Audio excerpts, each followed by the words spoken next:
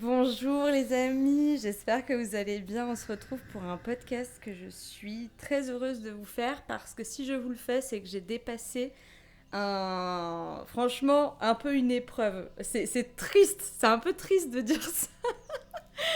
Mais oui, le mariage de mon frère était une épreuve. C'était une épreuve pourquoi dans ma vie ça fait 1 an que j'étais au courant, 1 an enfin qu'on avait la date, et 1 an du coup que je m'empêchais de penser à ce jour-là, parce que sinon je savais que j'allais angoisser. Il y a une fois où j'ai perdu la guerre avec mon mental, et où je me suis vue à cet événement, et où j'ai eu mal au ventre. Mais autrement, j'ai bien réussi à maintenir ma présence au présent, justement, et tout s'est bien passé. Mais pourquoi, en fait, franchement, c'est triste de dire ça, mais c'est comme ça que je suis configurée. Donc écoutez, je peux pas faire autrement que de composer avec. C'est 17h17, on adore ça. Et quelqu'un klaxonne en même temps. Écoutez, salut, super. À la fin, je vous tirerai une petite carte si vous voulez. Voilà, je vous dis ça en passant parce que j'ai mon tarot à côté. Et j'ai très envie de vous tirer une petite carte. Bon, peu importe. Ouais, en fait, c'est compliqué. Pourquoi ? Parce que ma sphère... Ouais, c'est pas la sphère familiale, mais la fratrie. La fratrie, parce que si vous voulez, j'ai 2 demi-frères et une demi-sœur. Mais si vous voulez, ça compte pas. Pour nous, on a vraiment des liens de frères et sœurs. C'est pas demi, c'est frères et sœurs. Et en fait, c'est une sphère. Autant avec mon père et avec ma mère, j'ai pas du tout un sentiment de malaise ou de pas me sentir à ma place ou d'être différente ou quoi. Mais avec mes frères et sœurs, oui, carrément. Et c'est un endroit dans ma vie où je pense être la moins à l'aise possible, en fait. Je pense que c'est vraiment cette sphère-là, c'est la fratrie. Et en fait, donc là, il y avait leur mariage le week-end dernier. Il y avait 100 personnes. Donc déjà, un mariage, il y a 100 personnes. C'est relié à la fratrie avec toute leur bande de potes. Ils sont au moins une quarantaine, qui sont super sympas. Mais moi, c'est vrai que depuis que je suis enfant, leur bande de potes, j'ai jamais été à l'aise avec eux parce que c'est des gens qui sont hyper fêtards, c'est-à-dire pas du tout comme moi. Pas du tout comme moi. Autant je suis une fêtarde de la vie, autant les soirées, danser, faire des je sais pas quoi, c'est pas mon truc. Donc en fait, tout était réuni à ce mariage-là pour que mon malaise soit au maximum. Vraiment, et vraiment, franchement, je me suis même, si vous voulez, félicitée qu'il n'y ait eu qu'un seul moment où je me suis mise à stresser, à savoir le moment où je vous ai parlé de ce moment où j'ai perdu avec mon mental. C'est la seule fois, c'était 1 semaine avant que le mariage arrive. Et donc voilà, si vous voulez, j'ai passé la journée du mariage. Voilà, donc ça veut dire que j'ai survécu à ça. Écoutez, tout s'est extrêmement bien passé. La journée était super, c'était un magnifique mariage. J'en ai pas fait beaucoup dans ma vie, mais c'était celui de mon frère et je l'ai trouvé vraiment très très beau. Très chouette, de toute façon, j'ai envie de dire, il a été organisé par ma belle-sœur. Ma belle-sœur, elle est très, comment dire, très organisée, très machin, donc c'était obligé que ça soit du feu de Dieu. mais du coup, en fait, ce qui a été compliqué pour moi, c'est pas pendant le mariage, mais c'est l'après. Et ça, je ne m'y attendais pas, vraiment. Je m'y attendais pas parce que, en fait, la journée, vraiment, j'étais, oui, peut-être mal à l'aise au départ parce que, bah voilà, faut aller dans le bain, quoi, faut se lancer dans le bain. Donc c'est pas évident au départ, mais après, ça s'est dérouillé, je me suis sentie bien, j'ai discuté avec plein de gens, avec des gens de ma famille, j'ai kiffé, c'était super. Et même le départ, hein, le départ, si vous êtes une personne comme moi, vous savez que le moment où vous avez envie de partir, eh bah, c'est pas le moment le plus plaisant parce qu'il y a tous les gens qui sont là en mode ah non, déjà. Parce que je suis partie à 1h du matin, 1h30 du matin du mariage. Et moi, en fait, avec Amaury, parce que je suis avec mon chéri évidemment, voilà, moi, au bout d'un moment, si vous voulez voir tout le monde bourré alors que moi je bois pas, si tu veux, c'est pas. C'est pas, si vous voulez, c'est pas une passion. Voilà. Et puis c'est vrai qu'au bout d'un moment, j'en avais un peu marre. Ça faisait depuis 13 heures qu'on y était. Pour moi, c'était un gros effort d'être venu. Parce qu'encore une fois, voilà, pas facile pour moi. Et au final, bref, comme je vous l'ai dit, tout s'est bien passé. Et le départ, les amis, c'est trop bien passé également. J'ai pas compris. Le départ, il s'est trop bien passé. Et en fait, si je comprends. J'ai compris que, en fait, depuis, comme je vous le disais, il est thérapeutique, hein, cet audio, hein, ce podcast. Hein, donc voilà, ça parle toujours de moi, qu'est-ce que vous voulez que je vous dise. Bienvenue sur Belles âmes, le podcast thérapeutique pour une seule personne, elle-même. Non, mais si ça peut vous parler, franchement, c'est royal. Mais c'est vrai que je parle que de moi pour le coup. Parce que je kiffe mon chemin en fait. Vraiment, je kiffe, même si c'est pas facile pour moi parfois. Comme pour tout le monde, hein, évidemment. Je kiffe parce que ça m'apprend plein de trucs. Et là, je viens d'apprendre un truc vraiment que j'ai envie de vous partager. Ok, je suis différente de mes frères et sœurs. Ça, même de toute ma famille. Je suis l'ovni de la famille, comme on aime bien dire. Ça, il n'y a pas photo, je veux dire, il n'y a pas besoin de prouver quoi que ce soit. Tout le monde l'avait remarqué. Ok. Maintenant que tu l'as remarqué, c'est bien. Mais est-ce que tu l'acceptes? Voilà. Moi, ça fait très longtemps... Enfin, comment dire? J'ai jamais vraiment accepté le fait d'être différente d'eux. C'est quelque chose qui m'est compliqué, en fait. Et là, d'être confrontée à un événement où il y a toute leur bande de potes, il y a mes frères et sœurs qui sont super à l'aise et tout machin, ça m'a confrontée au fait que je ne suis pas comme eux. Et ça m'a vraiment beaucoup remué le lendemain. Mais ce que je voulais vous dire par rapport au départ, c'est qu'en fait, j'ai eu mon rendez-vous avec Nithya Varnès, dont je vous parle souvent, qui est une astrologue. Et en fait, tout ce qu'elle m'a dit sur moi m'a permis de faire péter des barrières, péter des doutes, pour encore mieux embrasser mon individualité, embrasser l'être unique que je suis et qui est pas comme mes frères et sœurs, effectivement. Et ça m'a fait du bien. Et en fait, j'accepte beaucoup plus cette singularité que j'ai au sein de ma famille. Et en fait, puisque j'assume le fait que je ne suis pas une fêtarde, je ne suis pas une personne qui boit beaucoup d'alcool, enfin je bois pas du tout d'alcool d'ailleurs, enfin c'est très rare que je boive de l'alcool, que je ne suis pas la plus à l'aise socialement, même si les gens pensent le contraire. Bon, voilà, tout ça. Depuis que j'ai accepté ça, en fait, le départ, il est beaucoup moins difficile parce que du coup, tu ne laisses plus la place au doute. Là, on est parti vers 1h30 du mat'. Les gens étaient « Oh, déjà, ok, bisous, merci d'être venu, rentrez bien, nanana, tu vois. » Il n'y a pas eu de « Oh non, déjà, putain, mais t'es pas drôle. » Parce que ça, c'est des trucs qui me sont déjà arrivés. Hein. Putain, t'es pas drôle, franchement, reste un peu, nanana, tu vois. Vu que j'ai vraiment plus accepté le fait que voilà, je suis pas fêtarde, je suis pas ceci, je suis pas cela, et que je suis une personne qui se couche tôt, qui aime son petit train-train de mamie, voilà, faut le dire, j'adore ma petite vie comme ça, voilà. Et en fait, ça a été plus facile à accepter pour les autres. Pourquoi? Parce que moi, je m'accepte. Donc si moi, je m'accepte, les autres, ils m'acceptent plus facilement, en fait.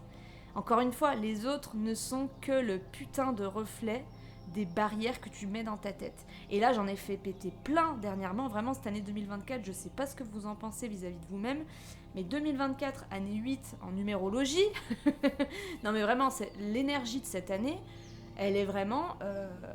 on pète les limites, quoi. Vraiment, on se connecte à soi, le reste, ça dégage. C'est ce que je remarque pour mon chemin perso. Et du coup, bref, je suis hyper heureuse de me rendre compte de ça, parce qu'en fait, je fais péter des barrières en moi. Par conséquent, la vie extérieure me répond, en fait, d'une nouvelle manière. Me répond d'une manière qui reflète le fait que j'ai pété des barrières. Et je l'ai ressenti direct, vraiment, je l'ai ressenti direct. Vraiment, avec Amaury, on est parti. Et sur le chemin pour aller à la voiture, on était là, ouah, comment ça s'est bien passé le départ et tout. Personne n'a fait la gueule ou personne a dit, oh là là, t'es pas drôle. Oh non, déjà. Tu vois. Et vraiment, on était trop contents. Et là, les amis, oh là là là, là, mon mental, il m'a rattrapé. Et puis je l'ai laissé faire. Hein. J'ai laissé faire du moment où on est rentré dans la voiture au soir jusqu'au lendemain, midi, 13h, 14h. Là, je me suis pris une culpabilité dans la tête. Oh là là là là. En plus, j'avais mes règles.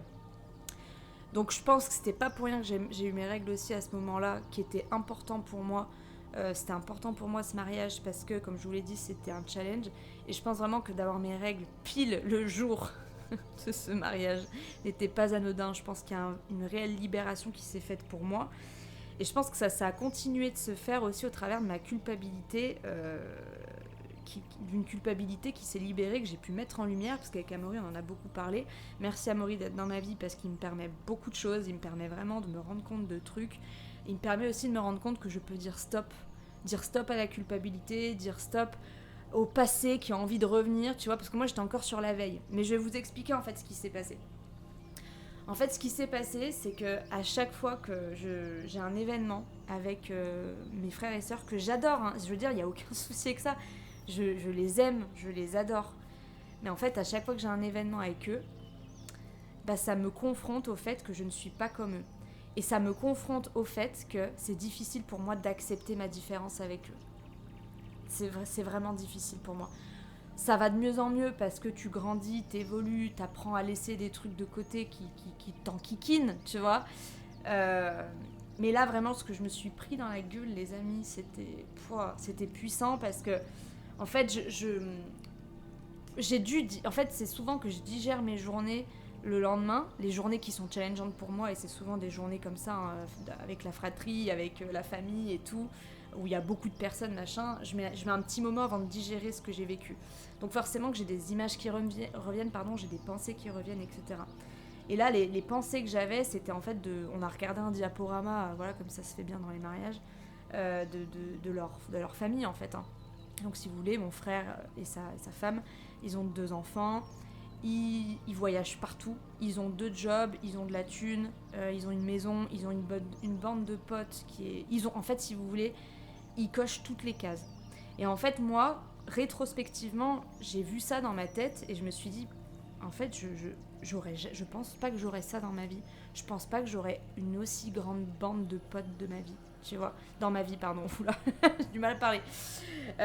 Et en fait, ce qui est intéressant là-dedans, c'est que je me rends compte que c'est même pas une vie que j'envie. Elle est super leur vie pour eux, hein, mais pour moi, c'est pas quelque chose que je souhaite.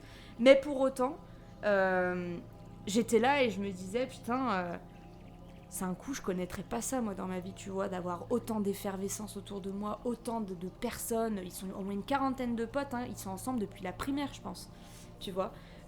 Ensemble, tous les amis ensemble. Moi, c'est quelque chose que j'ai pas, tu vois. Et du coup, c'est vrai que je me remettais en question. Je me disais, mais est-ce que je suis pas en train de louper quelque chose? Alors qu'encore une fois, c'est pas une vie que je veux, tu vois. Donc c'est vraiment la fourberie du mental qui te fait croire des trucs. Et puis au-delà de ça, en fait, je m'étais mise à culpabiliser parce que je revoyais ma sœur parler à droite à gauche. Et puis je la voyais super à l'aise. En même temps, c'est normal, elle est avec sa bande de potes, tu vois, donc forcément. Je voyais mes frères et sœurs super à l'aise, les gens super à l'aise et tout. Après, est-ce que c'est des façades? On n'en sait rien. Je veux dire, on n'en sait rien. Les gens peuvent être stressés en eux-mêmes et ça se voit pas. Comme moi, hein. Les gens, souvent, ils pensent que je suis très chill. Alors que dans ces événements-là, je suis à un taux de nervosité. Attention, ça transpire sous les aisselles, hein, si vous voulez ce que je veux dire. Donc bref, je vais essayer de pas être trop longue pour cet audio, pour ce podcast non plus, mais déjà, donc j'ai planté le contexte, tout ça, tout ce que je voulais vous dire.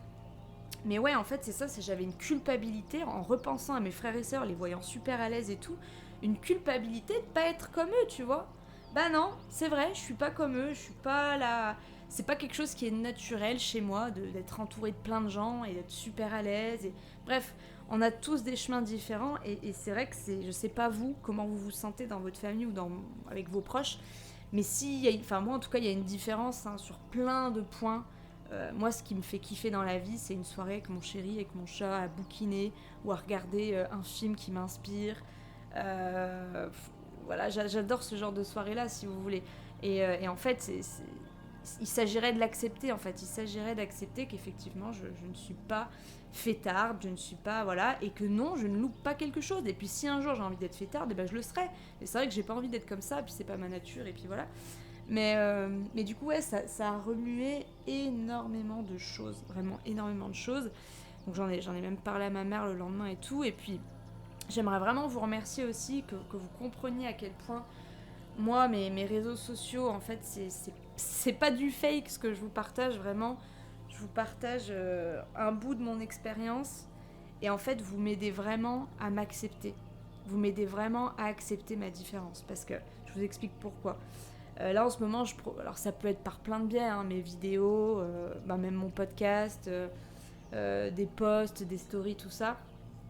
Mais là en ce moment, je fais un service éphémère qui s'appelle l'écrin de clarté. Où en fait, bref, c'est une vidéo, si ça vous intéresse, vous inquiétez pas, vous avez le lien, je vous mettrai le lien dans le truc du podcast, c'est une offre éphémère que je fais. C'est une vidéo en fait avec le support tarot oracle où je vous délivre tous les messages que vous pouvez recevoir sur votre chemin et j'adore faire ça, enfin franchement je kiffe.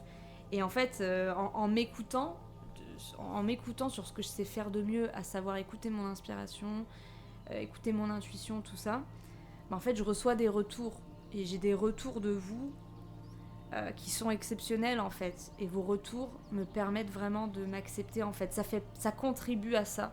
Et encore une fois je vous remercie, c'est vrai que je pense que je vous remercie beaucoup, mais c'est vrai en fait, parce que j'attire vraiment des personnes qui sont bienveillantes, et j'attire aussi des personnes, souvent j'ai remarqué sur ma page Instagram, qui ont un peu la même énergie que moi, avec un peu les mêmes thématiques de vie, etc.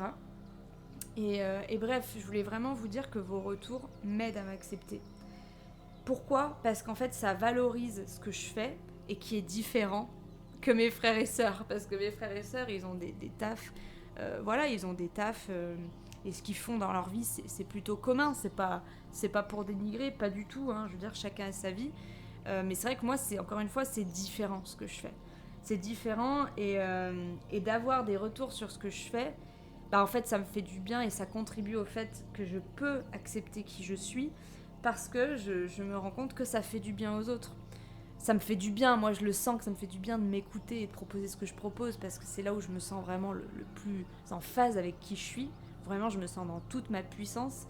Et quand j'ai vos retours, qui sont exceptionnels, ça vient m'aider à valoriser mon chemin. En fait, c'est vraiment ça l'idée. Ça vient m'aider à valoriser mon chemin, là où moi, je vais avoir du mal vis-à-vis de ma famille. Ou dans mon milieu familial, effectivement, si vous voulez, moi, on me pose pas beaucoup de questions sur ce que je fais, sur ce que je propose, sur comment est-ce que je vis ma vie, nanana. Et puis, je suis pas d'une nature où je vais tout de suite dire comment je vis les choses, machin, même si j'arrive de plus en plus à prendre la parole sans qu'on me pose la question, tu vois, pour partager juste ce qui me fait vibrer. Mais c'est vrai qu'au sein de ma famille, ça reste encore un peu compliqué, parce que, en fait, si vous voulez, je pensais que je m'en foutais du regard des autres. Mais en fait, non, je me rends compte de non, je ne me fous pas du regard des autres. Vraiment. Et là, je m'en suis rendu compte à l'événement. Je me suis rendu compte de ça à l'événement. Au mariage, en fait. Parce que là, j'avais vraiment tous les gens de mon village qui étaient à ce mariage. Et moi, mon village, si vous voulez, c'est pas là où j'ai les meilleurs souvenirs. C'est pas du tout là où j'ai les meilleurs souvenirs, parce que c'est une période de ma vie où j'étais hyper mal à l'aise, hyper mal dans ma peau, où j'ai eu des histoires avec des personnes. Bref, on va pas rentrer dans les détails, mais je suis désolée, j'ai un peu la voix prise. Donc ouais, je sais plus trop ce que je disais, mais à ce mariage-là, il y avait toutes ces personnes. C'est pour ça aussi que ça me faisait stresser, parce que oui, c'est vrai que le milieu familial, ou en tout cas avec ma fratrie, c'est là où je suis vraiment le moins à l'aise dans ma vie, mais aussi avec les gens que j'ai côtoyés dans mon enfance. Pas facile, tu vois. C'est vraiment les deux endroits de ma vie où c'est pas facile, et là tout était réuni en fait. J'ai relevé le défi de façon merveilleuse, voilà, j'en suis vraiment heureuse, parce que ça prouve que je m'accepte plus aujourd'hui, parce que si je m'acceptais toujours pas, comme à l'époque, j'aurais passé un très mauvais événement. C'est ce que je disais avec une copine. Une copine me disait, si ça avait été en 2019, j'aurais pas fait la fière à ce mariage. Mais là, ça avait rien à voir en fait. Donc voilà, c'est vrai que le lendemain, ça a été compliqué. La culpabilité de pas être comme eux, me manger dans la tronche que ouais, je suis pas comme eux, qu'ils ont pas une vie comme moi, que on n'a pas du tout les mêmes aspirations, que eux ils valorisent pas du tout les mêmes choses que moi je valorise. Et c'est ça qui fait mal en fait. C'est ça qui m'a fait mal, qui m'a fait culpabiliser, de me dire putain, mais je peux pas être normale, tu sais, alors qu'il y a pas. C'est même pas une idée d'être normal ou pas. On sait très bien que la normalité, c'est juste d'être qui on est, tu vois. Mais c'est juste que des fois, t'as des pensées parasites qui reviennent et tu te dis putain, mais. Alors qu'en fait, c'est toi-même qui te prends la tête et qui valorise. En fait, c'est ça, il s'agirait, je parle à moi, hein, évidemment, hein, il s'agirait que j'arrête de valoriser un chemin plutôt qu'un autre en fait, et que je commence à magnifier mon chemin à moi. Oui, il est différent, et c'est justement là la richesse du truc, parce que je vous avoue que je partage pas vraiment Ils ont mes réseaux sociaux, mes frères et sœurs. Après, je suis pas persuadée qu'ils aillent voir ce que je fais. Honnêtement, je pense pas qu'ils regardent bien ce que je fais. Euh, mais de moi-même, je ne vais pas leur dire ce que je fais. Ça va un peu mieux, ça. J'arrive à quand même plus parler de ce que je fais, de ce que je propose et tout à eux. Euh, mais je pense que c'est quelque chose que je vais venir déployer et développer de plus en plus. Et je pense que ça va me faire du bien parce qu'en fait, si vous voulez, j'ai souvent attendu qu'on me pose des questions pour que voilà, qu'on s'intéresse à moi et que je puisse juste dire ce que je pense des choses. Et en fait, je pense que les questions, si elles viennent pas à moi, c'est justement pour que je puisse moi-même initier en fait et valoriser moi-même mon chemin. Donc voilà, mes très chers amis, je voulais vous parler de ça parce que c'était... Vous voyez, c'est un truc, je veux dire, c'est un peu anodin un mariage. Hein. Bah là, c'était pas anodin du tout pour moi. Et là, je vais me faire tatouer vendredi ma deuxième cheville avec un tatouage que j'ai déjà de l'autre côté de la cheville. Enfin, bref, je vais me faire un tatouage à l'identique. Pareil, c'est pas pour rien que je vais me faire tatouer encore une fois. Là, je sens vraiment que je suis en train de mettre les deux pieds sur mon chemin. Le déclic, ça a été avec Nitya il y a 1 mois et demi ou 2 mois d'ailleurs, où vraiment j'ai vraiment senti qu'on m'avait enlevé un poids énorme pour enfin me voir telle que je suis, m'embrasser telle que je suis, embrasser les parts de moi, etc. Puis arrêter de me dire que c'est nul et que je devrais être plutôt comme ceci. Non, en fait, j'ai commencé à mettre un pied sur mon chemin et là, grâce à ce mariage, grâce à ce challenge où je comprends de plus en plus les choses, je comprends de plus en plus que tout part de moi et que si moi je m'accepte, alors ça va tout changer, ça aura rien à voir avec mon relationnel actuel avec mes frères et sœurs. Je pense que ça va tout changer, le fait que je m'accepte. Et je le sens déjà. Et donc là, je vais me faire tatouer vendredi. Je sens ce vendredi, donc vendredi 31 mai, je sens que ça va me permettre de mettre vraiment mes deux pieds sur mon chemin et d'arrêter de regarder à droite à gauche s'il y a un chemin qui est mieux ou de valoriser d'autres chemins. Là, je valorise mon chemin. Et puis ça va aller mieux en grandissant aussi. Voilà, je reste encore une enfant. Hein. Pour moi, je suis encore une gosse. Hein. J'ai quel âge ? Je vais avoir 27 ans là, le 6 juin de cette année. 27 ans. Pour moi, je suis encore une gamine où j'apprends à me connaître. Je pense qu'on apprend toujours à se connaître. Je veux dire, ça s'arrête jamais vu qu'on est des êtres illimités. On porte l'univers en nous et l'univers nous porte. Donc je pense qu'on n'a jamais fini de se découvrir. C'est pour ça que l'infini est bien réel et que le jeu de nos incarnations est infini, en tout cas pour moi, parce que la création est infinie, tout est infini. Tout est illimité. Je vais changer de mot. Et du coup... mais voilà, j'ai l'impression d'arriver maintenant suffisamment à me comprendre pour pouvoir accepter vraiment qui je suis. J'ai l'impression vraiment d'arriver à un stade. Donc voilà, je suis très heureuse pour ça. Donc on va se tirer des petites cartes si ça vous dit, le petit message du jour. Je sais pas quand est-ce que vous m'écouterez. En tout cas, j'espère que vous allez tous très bien. Là, j'ai les cartes dans mes mains, je suis en train de mélanger. Donc avec l'oracle des constellations, comme ça je vous lirai le message dans le livret parce que les messages de l'oracle sont super cool. Alors, y a-t-il une étoile qui a envie de venir nous faire un petit coucou ? Waouh, c'est Régulus de la constellation du Lion, c'est l'étoile la plus brillante de la constellation du Lion, qui nous parle du rayonnement. Alors, Régulus, on va la chercher, elle est là. Ok. Située au cœur de la constellation du Lion, l'étoile Régulus, dont le nom signifie petit roi en latin, est aussi appelée cœur du lion. Sa proximité avec l'équateur la rend visible de n'importe quel endroit sur Terre. Oh, ça c'est cool. C'est cool comme info. Régulus, étoile royale, pulse dans la nuit, nous dispensant son puissant rayonnement. Elle stimule notre ambition et nous promet une réussite éclatante. Elle nous donne à la fois la confiance, Jupiter, et le courage, Mars, de suivre nos aspirations. Oui, la confiance de suivre notre voie, de laisser notre chemin se déployer tel qu'il est. Et de lui faire confiance et d'arrêter d'être complexé par son chemin. Hein, Elsa, oui. Mais attention à ne pas nous laisser aveugler par son ardeur. Si elle incarne la puissance et le succès, Régulus peut aussi nous mener à l'excès. Orgueil, vanité, avidité. C'est pourquoi il est important de cultiver la générosité du cœur et d'utiliser ce majestueux rayonnement pour devenir une lumière, une inspiration pour les autres. Alors ça me parle beaucoup ici. Je vais vous donner ma version. Parce que je pense qu'on peut avoir tendance, quand on se sent différent, à pas vouloir, mais on va avoir tendance à se sentir supérieur ou inférieur hein, même. Hein, je veux dire encore une fois les deux complémentarités, les deux opposés complémentaires, inférieur, supérieur. Attention, c'est ça en fait. C'est pas parce qu'on est différent qu'on est mieux que les autres ou qu'on est moins bien que les autres. J'aurais tendance à nourrir l'autre versant, c'est-à-dire je me sens inférieure aux autres parce que j'ai pas le même chemin que tout le monde. Mais voilà, après, on se rééquilibre petit à petit, mais dans l'équilibre, qu'est-ce qu'il y a? Il y a les extrêmes, parce que si tu vis pas les extrêmes, tu ne peux pas vivre l'équilibre. Donc c'est sûr que parfois, je pense que j'ai dû me sentir supérieure, parce que, bah oui, moi je suis différente, moi je suis plus ouverte d'esprit, hein, moi je suis comme ci, comme ça. Donc voilà, je pense qu'il y a vraiment une idée de faire attention à ne pas nourrir l'infériorité et la supériorité. Et moi, je pense qu'en nourrissant l'infériorité, tu nourris aussi la supériorité. Parce que si tu nourris le fait que tu es inférieur, ça veut dire que tu nourris la supériorité de la personne qui est en face de toi. Et à contrario, pareil, si tu te sens supérieur, pour toi, il y a d'autres personnes qui sont inférieures. Et même de toi à toi, je veux dire. Toi, si tu nourris l'inférieur, tu te sens inférieur vis-à-vis de quelqu'un, ça veut dire que tu peux te sentir supérieur vis-à-vis de quelqu'un d'autre, tu vois. Donc pour moi ici c'est hyper intéressant cette idée de rayonnement, c'est-à-dire d'arriver à avoir les deux pieds sur son chemin, mais à se sentir égal, à se sentir égaux avec les chemins des autres en fait. Ni supérieur ni inférieur. Et moi c'est ça mon taf. Mon taf il est là, moi faut que j'arrête de me sentir inférieur en fait. Il faut juste, enfin il n'y a pas de il faut ou quoi, mais ça serait intéressant si tu veux que j'arrive à simplement déployer qui je suis et d'arrêter de penser que parce que je suis différente, bah alors je suis supérieure, bah alors je suis inférieure.